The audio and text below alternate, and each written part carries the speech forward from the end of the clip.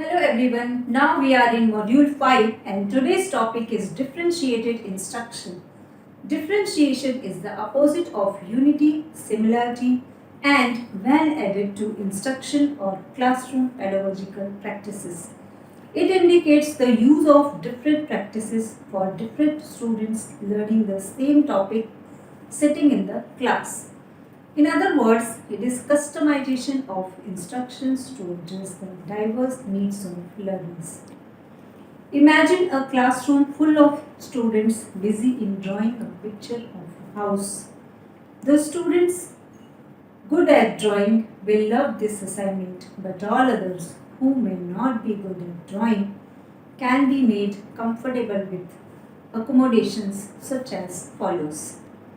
Expressing own idea of house on a sheet containing outline of a house, creating collage using picture cutout, depicting their own idea with the help of the newspaper, magazine, clipping of house. Written description of house may be in the form of poem, prose or story. Oral description of house. Assisted writing about house as in filling the blanks on a worksheet. More variations could be added to the way this task may be completed by students, depending on their diverse needs. In this class, all students are engaged in similar tasks, but the modalities are different. Hence, it could be considered an example of differentiated instructions. A teacher may differentiate instruction by varying the content, process, product, and the learning environment of the class. The only prerequisite for differentiated instruction is the knowledge of students' needs, interests, abilities, and weaknesses, that is, learner profile. So let's see, first one is content. What the student needs to learn, the instructional concepts should be broad based and all students should be given access to the same core content. However, the content's complexity should be adapted to students' learner profile. Teachers may make use of one or the other strategies for reducing the special needs of differently abled for making them observed in the learning, resulting in a quite meaningful learning to them. One category of such strategies may involve the task of differentiating contents quite in tune with the nature of the impairment, disability, or difficulty faced by them in their learning, adjustment, and development. So, let's see some examples of differentiating contents. Using reading materials at varying readability levels, putting text materials on tape, using spelling or vocabulary lists as readiness levels of students, presenting ideas through both auditory and visual means, using reading buddies, and meeting the small groups to reteach an idea or skill for struggling learners or to extend the thinking or skills of advanced learners. Visually impaired children should be provided with needed instructions or learning experiences helpful in equipping them with the necessary life skills related to their movement, independence in performing their daily routines, and using braille, touch screens, specially designed computer, laptops, mobiles, etc. for their adjustment, living in participation in teaching learning process. So now moving further with the process. Activities in which the student engages to make sense of or master the content.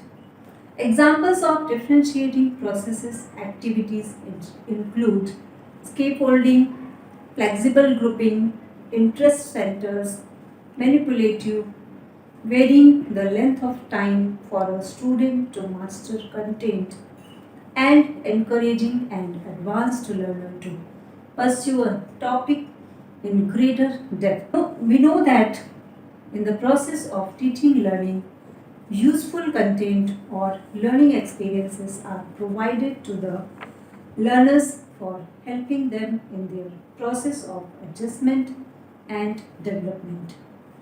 Since a lot of differentiation exists among the learners of an inclusive setup, in terms of the special needs related to their adjustment and development. So now we look at examples of differentiating process or activities.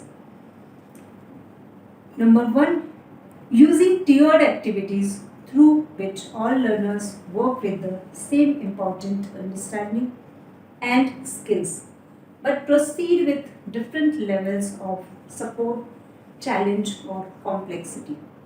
Number two, providing interest centers that encourage students to explore subsets of the class topic of particular interest to them. Number three, developing personal agendas to be completed either during specified agenda time or as students complete other work early.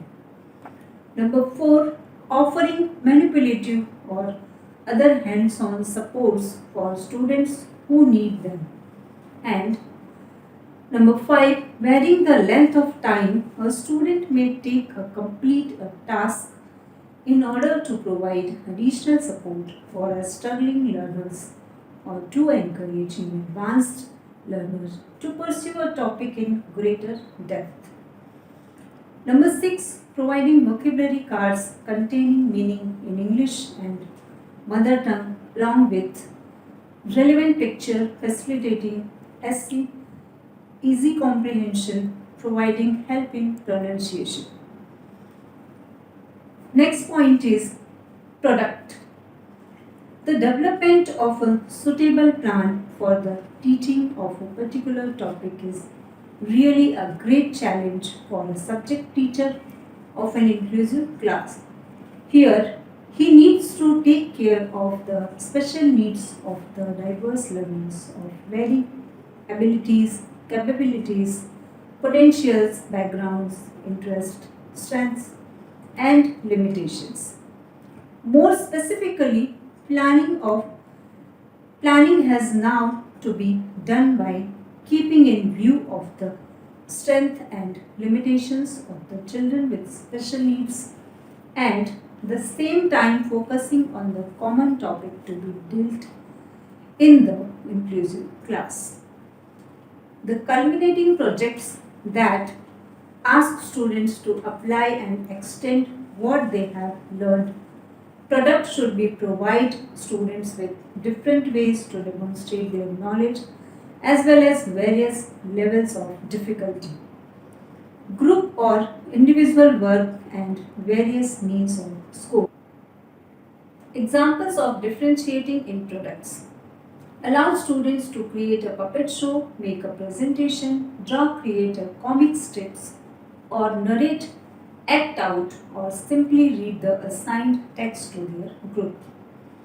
Using rubrics that match and extend students' varied skills levels.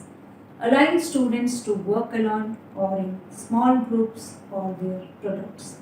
And encouraging students to create their own product assignments as long as the assignments contain required elements. Next point is learning environment. The way the classroom works and feels. The differentiated classroom should include areas in which students can work quietly as well as collaborate with others. Materials that reflect diverse cultures and routines that allow students to get help when the teacher is not available. So let's see some examples of differentiation in learning environment. Number one, allowing reading while moving, rocking head, using stress ball and so on. Sitting on the floor instead of chairs, group reading sitting in circle, individual reading or listening of the text, space for individual quiet work and group work, setting out clear guidelines for independent work that matches individual needs, developing routines that allows students to get help when teachers are busy with other students and cannot help them immediately, and helping students understand the same learners' needs to move around to learn while others do later sitting quietly. Providing materials that reflect a variety of cultures and home settings. Setting out clear guidelines for independent work that matches individual needs. Concluding with the respecting students' choice, the keyword in differentiated instructions. When the student choices are respected, they feel accepted, their self-confidence and perception enhances, and they willingly take responsibility for their own learning. So in this way, today we have seen differentiated instructions. Thank you for watching.